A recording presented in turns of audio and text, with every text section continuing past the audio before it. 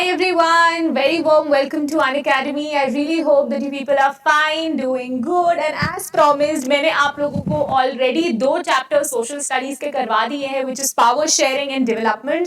And आज I am here with you people doing we are actually going to start with history, you know. तो हम लोग history से आज start करेंगे. आज I am going to make you people understand the rise of nationalism in Europe.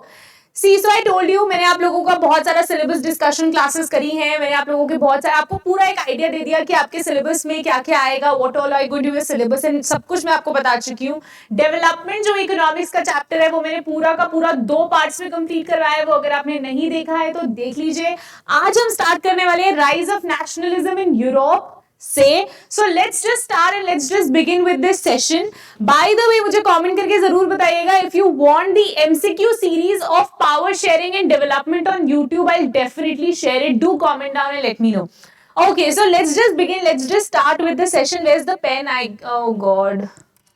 Oh, here it is. चलो, so let's just begin. Let's just start with rise of nationalism. By the way, मैं आपको बता दूं कि history के अंदर 5 chapters हैं. एक राइज ऑफ नेशनलिज्म है, उनमें से पहला चैप्टर.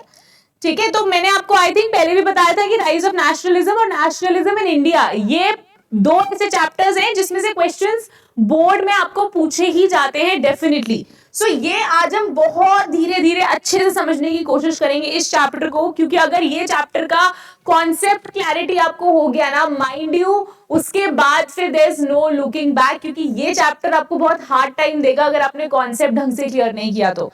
पहला chapter is rise of nationalism in Europe and जो सेकेंड चैप्टर है जिसके बारे में मैं बात कर रही थी, that is nationalism in India. तो नेशनलिज्म इन इंडिया भी हम लोग करेंगे, but now firstly we are going to do the rise of nationalism in Europe. तो चलिए उसको स्टार्ट करते हैं. करेंगे तो हम सारे चैप्टर्स ही, but any how let's just begin and let's just start with rise of nationalism in Europe. Okay, so ये चैप्टर बच्चावाड़ी, अगर किसी को भी कोई भी डाउट हो related to rise of nationalism in Europe, do comment down in the comment section. I will be more than happy resolving that. ठीक है जी, तो शुरू करते हैं. Let's just begin with the session. तो सबसे पहले तो I would like to tell you about, आपकी बुक के अंदर ना देयर इज अ पेंटिंग, ऐसा कुछ पेंटिंग आपको देखने को मिलेगा. There is a drawing. ठीक है, so Frederic Sorrieu a French artist. ठीक है, एक फ्रेंच आर्टिस्ट हैं जिन्होंने ये पेंटिंग बनाई थी. आपके बुक के फ्रंट पेज पे आपको देखने को मिल जाएगी. ठीक है जी, तो इस पेंटिंग को ना आपको बाइफरकेट करना है इवेंचुअली. इसका मतलब क्या है? इसका मतलब ये कि आपको बताना है कि what does this entire picture depicts. ठीक है, और ये पिक्चर डिपिक्शन आपका पीछा नहीं छोड़ने वाली. This picture depiction is going to be there and is actually going to be very important for your class 11th as well as for class 12th. All right. So if I talk about Frederick Sorio, a French artist, in 1848 के अंदर इन्होंने एक series of 4 prints. 1848 के अंदर Frederick Sorio जो एक French artist हैं, उन्होंने 4 पेंटिंग्स या 4 ड्राइंग्स निकाली थी. ठीक है, visualising his dream of a world made up of democratic and socialist Republic. तो बेसिकली समझने की कोशिश करो. फ्रेडरिक सोरियो एक फ्रेंच आर्टिस्ट हैं जिन्होंने 4 पेंटिंग्स निकाली. कब निकाली? 1848 में.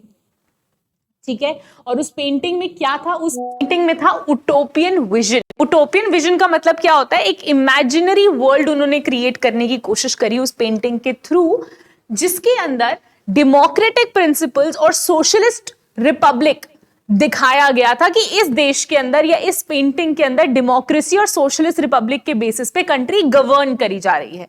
बहुत सिंपल है. क्या हुआ, मैं दोबारा से रिपीट कर देती हूं. फ्रेडरिक सोरियो एक फ्रेंच आर्टिस्ट है. 1848 के अंदर इन्होंने 4 पेंटिंग्स जो है वो इनिशिएट करी. 4 पेंटिंग्स जो थी उसमें क्या दिखा? उसके अंदर इन्होंने एक ऐसा वर्ल्ड दिखाने की कोशिश करी जो डेमोक्रेटिक और सोशलिस्ट रिपब्लिक पे चलता है. Correct? Okay, so the first painting, जो फर्स्ट प्रिंट था या जो फर्स्ट पेंटिंग थी, वो क्या शो करती है? The people of Europe and America. First print people of Europe and America show करते हैं. ठीक है, उस पेंटिंग के अंदर, उस फर्स्ट पेंटिंग, 4 पेंटिंग्स थी. पहली पेंटिंग में people of Europe and America थे. ठीक है जी, marching in a long train. ठीक है, they were marching in a long train. वो एक लॉन्ग लंबी सी ट्रेन में मार्च कर रहे थे. ठीक है, and offering homage to the Statue of Liberty. Statue of Liberty सब लोगों को पता है. Yes, Statue of Liberty. तो स्टैचू ऑफ लिबर्टी को होमेज मतलब they were presenting their what should I say, they're presenting their honor to Statue of Liberty. कौन? Americans and Europeans. Okay, so America और यूरोप के लोग फर्स्ट पेंटिंग में homage दे रहे थे to Statue of Liberty as they pass by it. जैसे वो स्टैच्यू ऑफ लिबर्टी से पास कर रहे थे, they were giving homage to the Statue of Liberty. Who were giving? Americans and Europeans. Okay, and the torch of and the torch of enlightenment was carried by a female figure in one hand and a charter of rights of a man in the other. और एक जो lady थी उनके हाथ में क्या था? एक फीमेल फिगर के एक हाथ में चार्टर ऑफ राइट्स थे, ठीक है जी, और एक हाथ में एनलाइटनमेंट थी, टॉर्च ऑफ एनलाइटनमेंट थी, और एक हाथ में चार्टर ऑफ राइट्स थे for the man. Got it? On the earth in the foreground lie the shattered remains. और अगर आप अर्थ पे देखो तो अर्थ पे shattered remains पड़े हुए हैं, ठीक है, मतलब कि बुझे हुए रिमेन्स पड़े हुए हैं of the symbol of the absolutist institutions. Absolutist institutions का मतलब क्या होता है? मतलब वो इंस्टीट्यूशंस जो अपनी हेजेमनी रखना चाहते थे, जो अपनी मोनार्की, अपनी अथॉरिटेरियनिज्म रखना चाहते थे, उनके रिमेन्स पड़े हुए हैं. They are shattered. इस पिक्चर से हमें क्या समझ में आ रहा है? इस पिक्चर से हमें ये समझ में आ रहा है कि किसकी जीत हुई है? अकॉर्डिंग टू द पेंटिंग जीत हुई है डेमोक्रेसी की. अकॉर्डिंग टू द पेंटिंग जीत किसकी हुई है? डेमोक्रेसी की जीत हुई है. अकॉर्डिंग टू द पेंटिंग किसकी जीत हुई है? सोशलिस्ट रिपब्लिक की जीत हुई है, ठीक है जी. और बाकी जितने भी एब्सोल्यूटिस्ट, मोनार्किस्ट, अथॉरिटेरियनिस्ट पीपल थे, उनके शैटर्ड रिमेन जमीन पे पड़े थे ऑन द अर्थ. ऐसा पेंटिंग का विजुअलाइजेशन है जो फ्रेडरिक सोरियो ने किया. Got it? On the earth is in the foreground lie the shattered remains of the symbols of the absolutist institutions. In Sorio's utopian vision, अब Sorio के vision को हमने उटोपियन विजन क्यों बुलाया? मतलब एक ऐसा विजन जो कभी भी कंप्लीट नहीं हो सकता, एक इमेजिनरी वर्ल्ड है जो कभी रियल वर्ल्ड में ट्रांसफॉर्म नहीं हो सकता, क्योंकि यार इतने अच्छे कैसे हो जाएंगे लोग, ठीक है ना. आपको सब लोगों को पता है कि this is something that can not actually happen. Her country के अंदर डेमोक्रेसी, हर कंट्री के अंदर सोशलिज्म, हर कंट्री के अंदर कैसे आ जाएगा? हर कंट्री के अंदर क्या हम मोनार्की को डिसमिस कर सकते हैं? आज भी हमारे देश में अगर आज भी हमारे पूरे वर्ल्ड में अगर 195 कंट्रीज हैं, तो 195 कंट्रीज जो है, eventually you have to understand this thing कि we cannot bring socialism there. Most of the countries में socialism democracy होगी, but most of the countries मतलब, लेकिन फिर भी कुछ countries हैं जहाँ पे democracy absolutist principles पे ही देश चलता है. So इनका सोरियो का एक utopian vision है, मतलब एक imaginary vision है जो इन्होंने imagine किया. The people of the world are grouped as distinct nations. People of the world को डिस्टिंक्ट नेशंस बना रखा है इस पेंटिंग के अंदर, आइडेंटिफाइड थ्रू फ्लैग्स. उनके अलग अलग फ्लैग्स के थ्रू उनको आइडेंटिफाई किया जा रहा है, एंड नेशनल कॉस्ट्यूम के थ्रू उनको आइडेंटिफाई किया जा रहा है. जो पीपल मार्च कर रहे हैं ना, उन पीपल को उनके फ्लैग के थ्रू आइडेंटिफाई किया जा रहा है कि वो कौन सी कंट्री से, और उनके कॉस्ट्यूम के थ्रू आइडेंटिफाई किया जा रहा है कि वो कौन सी कंट्री से. बुक लेके बैठो, पेंटिंग अगर आप देखोगे और साइमल्टेनियसली आप मेरी बात सुनोगे तो आप लोगों को रियलाइज होगा कि मैं किस चीज की बात कर रही हूं. Okay, I really hope that this is clear with everyone.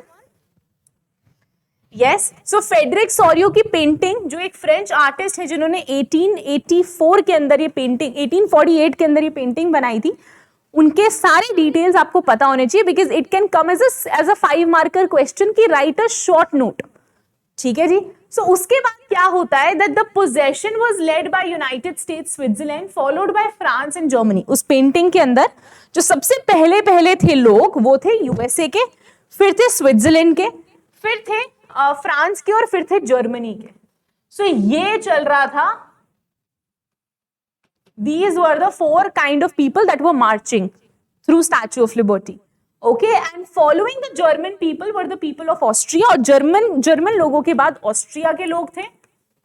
उसके बाद the kingdom of the 2 Sicilies, Lombardy and Poland, और उसके बाद इंग्लैंड था, आयरलैंड था, हंगरी था और रशिया था. तो ये बताया जा रहा है कि उस पेंटिंग के अंदर कौन कौन से कंट्रीज के लोग थे, according to their flags and according to their national costumes.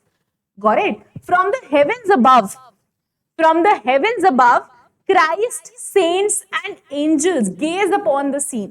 और ऊपर से उस पेंटिंग में अगर आप ऊपर से देखो तो ऊपर से क्राइस्ट, जीसस क्राइस्ट, सेंट्स और एंजल्स जो है वो दूर से देख रहे हैं. They are watching. किसको देख रहे हैं? whom they are watching, the people who are marching, the people who have been able to survive the battle, and the people who have been able to establish democracy in their country.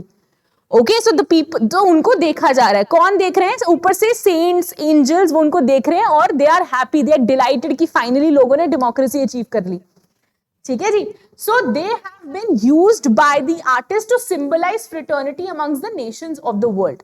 और जो ये ऊपर से जो लोग gauge कर रहे हैं, मतलब ऊपर से जो लोग निहार रहे हैं, चाहे वो जीसस हो, चाहे वो सेंट्स हो, चाहे वो एंजल्स हो, ये एक सिंबल, जो आर्टिस्ट ने ये सिंबल दिया है फ्रेटर्निटी का. ठीक है, भाईचारे का. Alright, and during the 19th century, nationalism emerged as a force which brought huge changes in the political and the mental world of Europe. अच्छा, तो क्या बोला जा रहा है यहाँ पे? ये बोला जा रहा है कि 19th century में ना, 19th century मतलब 1800s के आसपास, 1800s के आसपास the world was entirely जो पूरा का पूरा वर्ल्ड था, nationalism emerged as a force which brought huge changes. पूरे के पूरे यूरोप में नेशनलिज्म लाया गया. नेशनलिज्म का क्या मतलब होता है? नेशनलिज्म का मतलब होता है रेवोल्यूशन लाया गया.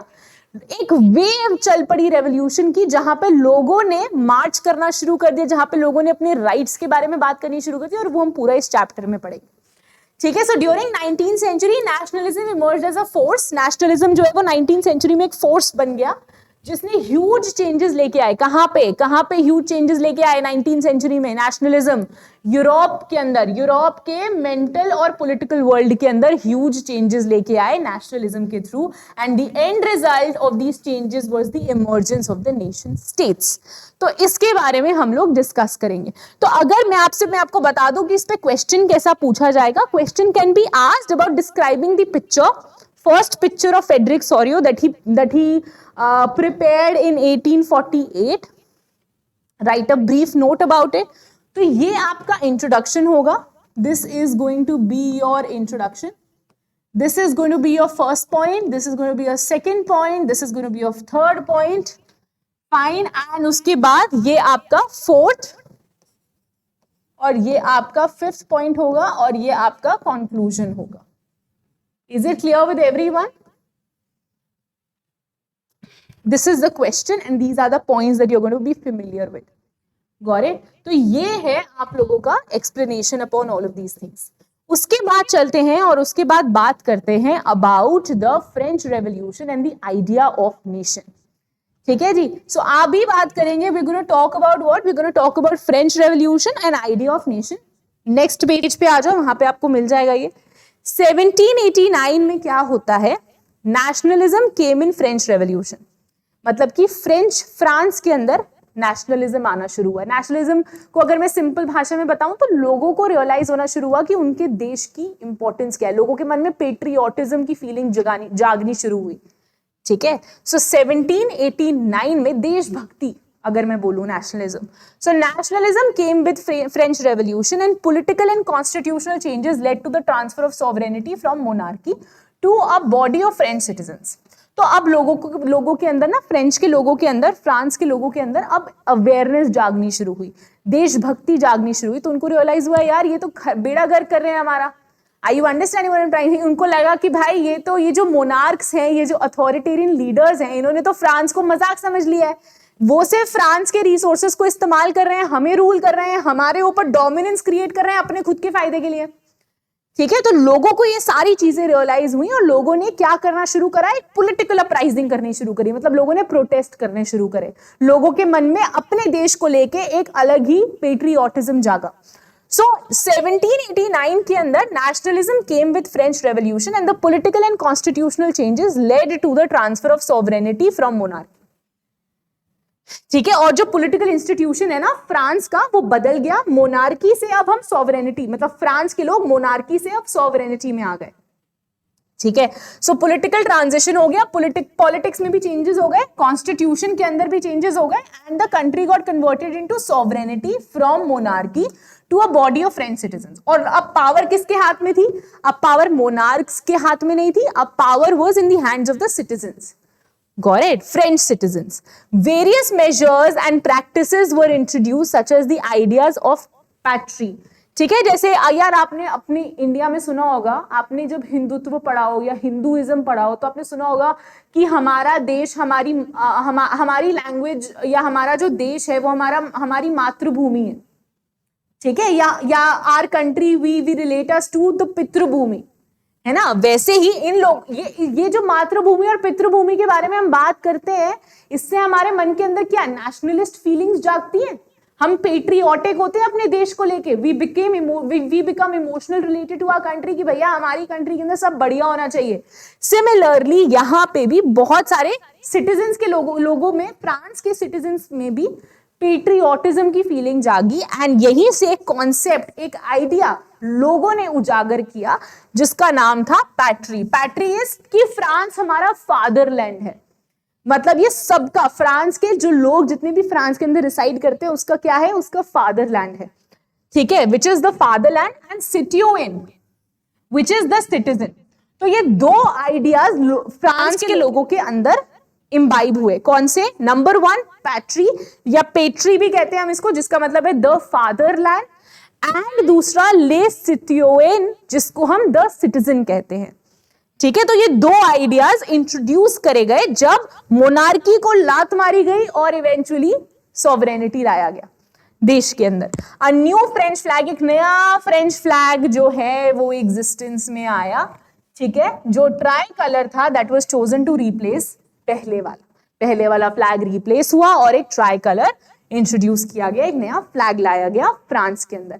मतलब आप ये समझ लो कि फ्रांस का रीबर्थ हो रहा था, दोबारा से फ्रांस में बर्थ हो रहा था, France was actually getting rebirth. Okay, democracy destroyed in France bye Napoleon. अच्छा, अब क्या होता है कि अब ना क्या हुआ, लोगों को हजम नहीं होता कि कोई भी कंट्री डेमोक्रेटिक है, तो कुछ ऐसे लीडर्स होते हैं जो आ जाते हैं और वो भैया बैठ के कहते हैं यहां पे डेमोक्रेसी कैसे हो सकती है, इसमें से डेमोक्रेसी को डिमिनिश करो, डेमोक्रेसी को हटाओ। तो जो 1789 में डेमोक्रेसी स्टैब्लिश हुई थी वो नेपोलियन ने 1804 में आके डिमिनिश कर दी।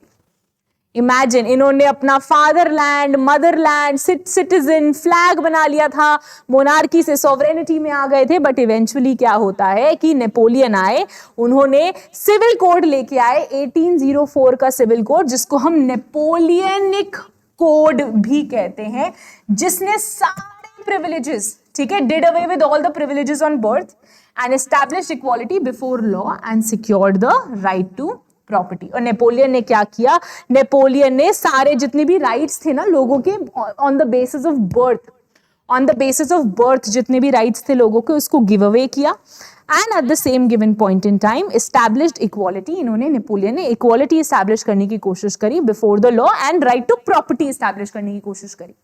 ये काम किसने किया? 1804 में आके नेपोलियन ने ये काम किया। क्लियर है सब लोगों को? नेपोलियन इन 1804, जिन्होंने अपना एक नेपोलियनिक कोड, अगर आपसे क्वेश्चन पूछा जाता है कि नेपोलियनिक कोड कब एस्टैब्लिश हुआ, नेपोलियनिक कोड कब एस्टैब्लिश हुआ, that was in 1804। Got it? तो ये एस्टैब्लिश होता है। उसके बाद क्या होता है जरा देख लेते हैं, making of nationalism in Europe. अच्छा जी, so Germany, Italy, Switzerland were divided into kingdoms. Germany, Italy and Switzerland kingdoms में बटे हुए थे। यहाँ पे देखो, ये रहा जर्मनी, ये रहा स्विट्जरलैंड और ये रहा इटली। ये किस में डिवाइडेड है? ये सारे जो हैं they were divided into kingdoms, duchies and cantons, where whose rulers had their autonomous territories. और यहाँ पे इनके अपने अलग रूलर्स थे जिनकी अपनी अलग अलग ऑटोनोमस टेरिटरी होती थी। किसकी? जर्मनी की, स्विट्जरलैंड की और इटली की। फ्रांस हमको समझ में आ गया। फ्रांस में नेपोलियन आ गए और नेपोलियन ने राइट टू प्रॉपर्टी निकाल दिया, इक्वालिटी निकाल दिया, एंड इवेंचुअली उन्होंने रूल करना शुरू कर दिया 1804 में। अब हम बात करते हैं, now we gonna talk about the aristocracy and the new middle class. Aristocracy was dominant class on the continent politically and socially. Aristocrats पूरे के पूरे एरिया पे काफी डोमिनेंट थे, इस पूरे एरिया पे काफी ज्यादा डोमिनेंट थे, पॉलिटिकली भी और सोशली भी, ठीक है। The majority of the population was made up of the pageantry. देखो, अब देखो क्या होता है, ये अगर मान लो कंट्री है, अब इस कंट्री में ना there are some people who are considered to be the elite people. Elite मतलब जो रूलिंग क्लास होती है, जो रूल करती है, रिच होती है, पावरफुल होती है, and there are some people जो सिर्फ खेती बाड़ी करते हैं, पहले के टाइम की बात कर रही हूँ, जो सिर्फ खेती बाड़ी करते हैं, जिनको हम पीजेंट्स कहते हैं। ठीक है, तो यहाँ पे भी ऐसा ही हाल था, यहाँ पे भी देयर वर फ्यू पीपल जो अरिस्टोक्रेट्स थे, जो पूरे देश को संभाले हुए थे, एंड इवेंचुअली कुछ लोग थे जो पीजेंट्री थे, मोस्ट ऑफ द पीपल वो पीजेंट्री, एंड बाकी ये एलीट रूलिंग क्लास उस पीजेंट्री को रूल कर रहा था।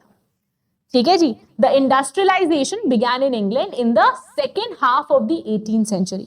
इंडस्ट्रियलाइजेशन इंग्लैंड मतलब क्या, ब्रिटेन के अंदर industrialisation second half of 18th century में स्टार्ट हुआ, मतलब कि 1750s में इंडस्ट्रियलाइजेशन स्टार्ट हो गया था, 1750s के बाद इंडस्ट्रियलाइजेशन स्टार्ट हो गया था ब्रिटेन के अंदर। 1750s के बाद ब्रिटेन के अंदर इंडस्ट्रियलाइजेशन स्टार्ट हो गया था। So industrialisation began in England in the second half of the 18th century. The new social groups came into being, नए सोशल ग्रुप्स जो हैं वो एग्जिस्टेंस में आए इंग्लैंड के अंदर। A working class population and middle classes made up of industrialist, businessman and professionals. और भैया ब्रिटेन के अंदर एक नई वर्किंग क्लास बनी जिसको हम न्यू मिडिल क्लास भी कहते हैं, जो एग्जिस्टेंस में आए। और वो देखो ना बेटा, इंडस्ट्रियलाइजेशन स्टार्ट होगा, इसका मतलब क्या है, इंडस्ट्रियलाइजेशन स्टार्ट हुआ ब्रिटेन के अंदर, इसका मतलब है कि भैया ग्लोबलाइजेशन हुई, बड़ी बड़ी इंडस्ट्रीज को सेटअप किया गया ब्रिटेन के अंदर। अब जब बड़ी बड़ी इंडस्ट्रीज को ब्रिटेन में सेटअप करोगे तो इवेंचुअली उन इंडस्ट्रीज को कोई ओन भी करेगा, उन इंडस्ट्रीज में कोई एम्प्लॉय भी होगा, कोई उन इंडस्ट्रीज को चलाएगा भी, कोई उन इंडस्ट्रीज को मैन्युफैक्चर भी करेगा। आप समझ रहे हैं? तो इंडस्ट्री सेटअप करना मतलब नई नई जॉब्स आना, और जब नई नई जॉब्स आएंगी तो रिच और पुअर के बीच में एक नई क्लास बनेगी जिसका नाम क्या होगा, न्यू मिडिल क्लास। तो ये न्यू मिडिल क्लास ब्रिटेन के अंदर एस्टैब्लिश होनी शुरू हुई, न्यू वर्किंग पॉपुलेशन ब्रिटेन के अंदर एस्टैब्लिश होनी शुरू हुई, जो इंडस्ट्रियलिस्ट थे, जो बिजनेस को ओन करते थे, बिजनेसमैन थे और प्रोफेशनल्स थे। इंडस्ट्रियलाइजेशन शुरू होने के बाद ये सब हुआ कि रिच और पुअर के बीच में एक न्यू मिडिल क्लास आ गई। क्लियर है सब लोगों को? Anyone who is having any doubt please comment down and let me know. Making of nationalism in Europe. अभी हम लोगों ने किसके बारे में, फ्रांस के बारे में डिटेल में बात किया। अब हम ब्रिटेन के बारे में बात करें कि भैया ब्रिटेन में जो इंडस्ट्रियलाइजेशन है वो 1750 से आनी शुरू हुई, एंड 1750 के बाद क्या होता है कि इन बड़ी बड़ी इंडस्ट्री सेटअप होती हैं जहां पे ज्यादा लोगों को एम्प्लॉय किया जाता है, कुछ लोग उन इंडस्ट्रीज को ओन करते हैं। तो रिच, तो इमेजिन करो ना, ये रिच, ये एलीट रूलिंग क्लास, ये पीजेंट्स है ना। अब इसके बीच में एक नई मिडिल क्लास आनी शुरू हुई, और उस नई मिडिल क्लास का नाम क्या था, उन नई मिडिल क्लास लोगों का नाम था न्यू मिडिल क्लास, जो आपके इंडस्ट्रियलिस्ट थे, बिजनेसमैन थे और आपके प्रोफेशनल्स थे। Are you getting what I am trying to say? So this is what that actually started. उसके बाद आते हैं और बात करते हैं what did liberal nationalism stand for. Liberal nationalism का क्या मतलब है, इसके बारे में आते हैं और जरा डिस्कस करते हैं। Okay, so what did liberal nationalism stand for. सबसे पहले तो वर्ड लिबरलिज्म के बारे में समझ लेते हैं। एक मिनट दीजिए मुझे प्लीज। ओके,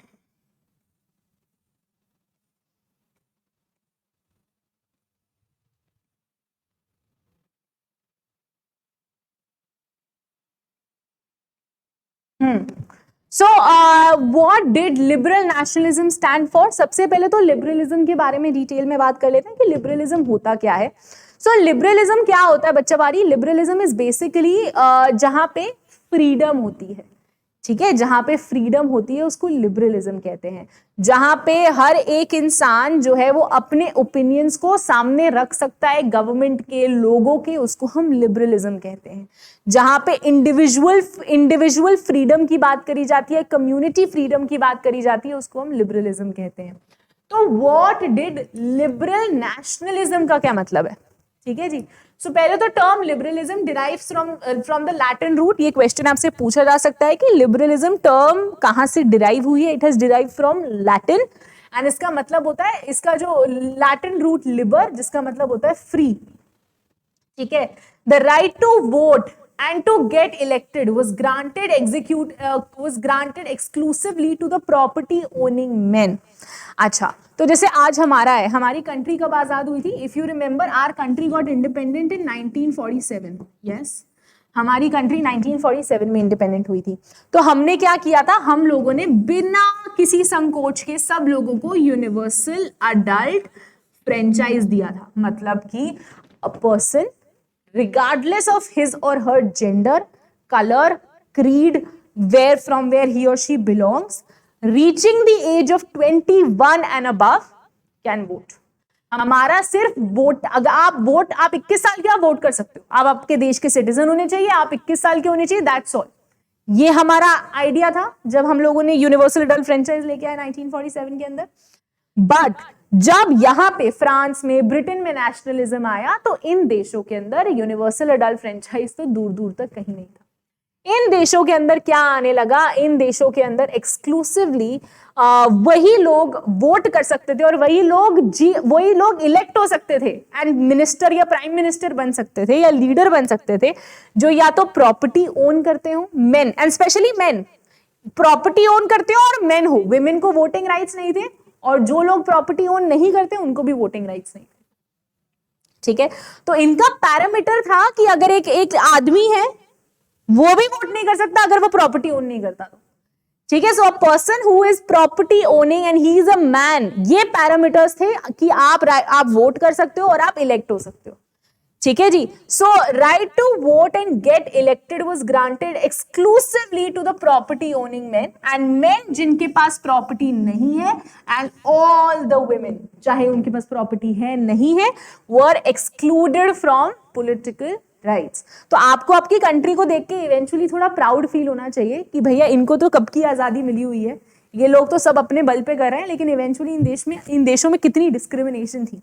लेकिन अगर हम अपने देश की बात करें तो हमारी कंट्री के अंदर जैसे ही हमें आजादी मिली we should be feeling proud. Criticise करने के लिए तो बहुत लोग हैं हमारे देश के अंदर, अपने ही देश को, but we should be actually feeling proud that our country is a country that has actually granted universal adult franchise at the time, at the moment जब हमें इंडिपेंडेंस मिल गई. एंड सबसे बड़ी बात है कि ये यूनिवर्सल अडल्ट फ्रेंचाइज जब हमारे देश में लोगों को दी गई ना, so there was no discussion, there was no debate. आपस में जब कॉन्स्टिट्यूएंट असेंबली के लोग मिलके बैठ के कॉन्स्टिट्यूशन बना रहे थे तो कोई डिस्कशन, कोई डिबेट, कोई लड़ाई, कोई झगड़ा नहीं हुआ कि किसकी देनी चाहिए या नहीं देनी चाहिए औरतों को यूनिवर्सल अडल्ट फ्रेंचाइज या राइट टू वोट. कोई झगड़ा नहीं हुआ.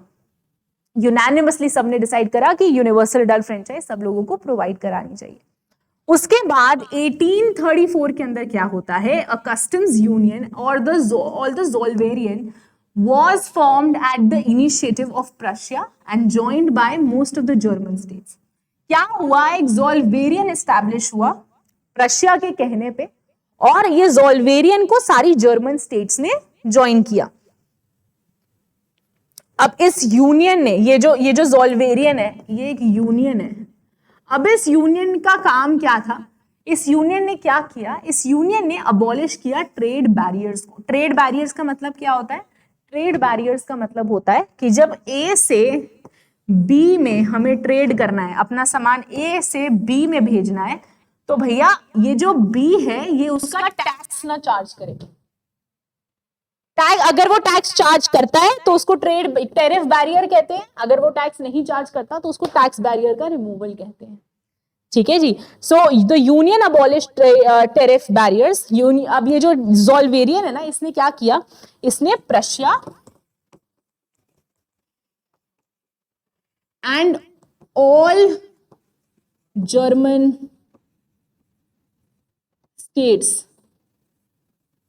के बीच में जो ट्रेड तो होता होगा इन लोगों के बीच में, प्रशिया में भी और ऑल जर्मन स्टेट्स के बीच में भी, तो इन्होंने क्या किया, इन्होंने कहा कि हम आपस में ट्रेड करेंगे, प्रशिया और ऑल जर्मन स्टेट्स आपस में ट्रेड करेंगी बट बिना किसी टैक्स के. हम आपस में फ्री ट्रेड करना शुरू कर रहे हैं अंडर द नेम ऑफ ज़ोल्वेरियन. ये एक यूनियन था जिसका नाम था ज़ोल्वेरियन, जिसमें प्रशिया एंड सारे जर्मन स्टेट्स थी. एंड इस ज़ोल्वेरियन के अंदर डिसाइड हुआ कि आपस में ये सारे देश या सारे एरियाज आपस में ट्रेड करेंगे बट बिना किसी टैक्स के, बिना किसी टेरिफ के. क्लियर है. So the union abolish tariff barriers and reduce the number of currencies from over 30 to only 2. तो ये जितने भी ज़ोल्वेरियन की, ये मान लीजिए कि 30 यूनियंस हैं इसके अंदर, 30 स्टेट्स हैं इनके अंदर. प्रशिया ज़ोल्वेरियन के अंदर मान लो 30 स्टेट्स हैं.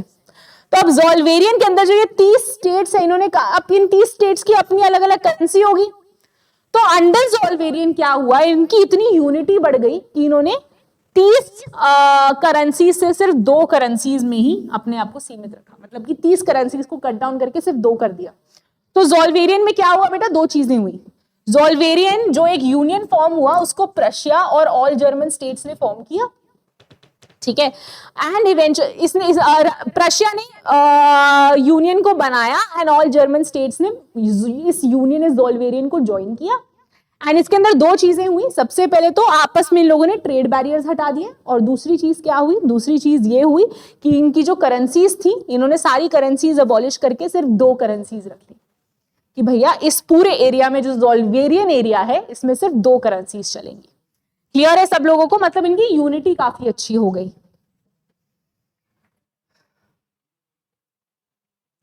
Okay, so this is something that actually happened in these Nations. अब एक नई चीज हम पढ़ेंगे जो अगली क्लास में हम पढ़ेंगे, उसके लिए आपको अगली क्लास देखनी पड़ेगी, which is a new conservatism after 1850। इसके अंदर आपको एक नई क्लास देखनी पड़ेगी। ये वाला सेशन अभी ट्यूसडे वेंसडे तक आ जाएगा, फिर उसके बाद I am gonna give you and उसके अगले ही दिन I think you gonna get the part 2। I think तीन पार्ट्स में ये चैप्टर कंप्लीट होगा क्योंकि थोड़ा सा लेंदी है, हिस्ट्री है थोड़ी सी लेंदी, बट अगर आपको यहाँ तक समझ में आया है तो मुझे प्लीज़ कमेंट कीजिएगा, मुझे प्लीज़ बताइएगा। Do make sure that you are liking the video, please make sure that you guys are subscribing to the channel, and at the same given point in time if you have any doubt, any query related to whatever has been done, देखो भैया Frederick सॉरियो की वो करनी है। Frederick सॉरियो का जो painting है उसको तो एनी हाउ करना ही करना है, वो उसका there is no looking back. This is very important, इस पे क्वेश्चन आता है, बोर्ड पूछता है इस पे क्वेश्चन। और उसके बाद फ्रेंच रेवोल्यूशन कैसे हुआ, फ्रेंच रेवोल्यूशन में नया फ्लैग, नई चीजें लाई गई, बट उसके बाद फिर नेपोलियन आ गए, वो सारी चीजें आपको पता होनी चाहिए। फिर ब्रिटेन के न्यू मिडिल क्लास के बारे में आपको सब पता होना चाहिए। फिर उसके बाद लिबरलिज्म एज अ टर्म आपको पता होनी चाहिए, लिबरलिज्म के तहत किनको वोटिंग राइट्स मिले, किनको नहीं मिले, ये आपको पता होना चाहिए। एंड ज़ोल्वेरियन के बारे में आपको पता होना चाहिए। ज़ोल्वेरियन पे 1-2 नंबर का या 3 नंबर का क्वेश्चन पूछा जा सकता है, जिसके अंदर आपको वो दोनों फैक्टर्स बताने हैं, एक ट्रेड बैरियर रिमूवल वाला और एक करेंसी को 30 से 2 में कर दिया, ठीक है। So I hope this is clear with everyone. And अगर किसी को कोई भी डाउट है आप लोग प्लीज कमेंट कीजिए, बताइए। And at the same time also I would like to tell you people कि प्लीज मेक श्योर कि आप लोग मुझे ये भी कमेंट करके बता रहे हैं कि if you are willing to get the MCQs, एक एमसीक्यू प्रैक्टिस, एक लाइव सेशन टाइप हम लोग रख सकते हैं जिसके अंदर मैं आपको पावर शेयरिंग के एमसीक्यूज कराऊं या डेवलपमेंट के एमसीक्यूज कराऊं, एंड हिस्ट्री अभी अगर कंप्लीट हो जाएगी फर्स्ट चैप्टर तो उसके भी हम एमसीक्यूज करेंगे। तो whatever the query is, whatever help you require in the social studies, do comment down and let me know. Like कर देना वीडियो को बच्चा वारी, that gives a lot of encouragement, and at the same time do subscribe to the channel, that's very important. अगर आप लोग अभी तक प्लस पे एनरोल नहीं हुए हो, अगर आपने क्लास 10th प्लस पे नहीं करी है, उसमें और डिटेल में आपको पढ़ाया जाता है, एनसीईआरटी लाइन बाय लाइन पढ़ाई जाती है, तो जल्दी से प्लस को भी ज्वाइन कर लो। खुशी 10 कोड यूज कीजिए and get your subscription of plus. This is the code that you have to use. ये कोड है KHUSHI10, get it right away and अपना सब्सक्रिप्शन आप लोग अवेल कर सकते हैं, इससे आपको मैक्सिमम डिस्काउंट मिल जाएगा। Bye bye, take care and have a great day, and I am going to see you guys super soon. So until then, please stay tuned and wait for part 2.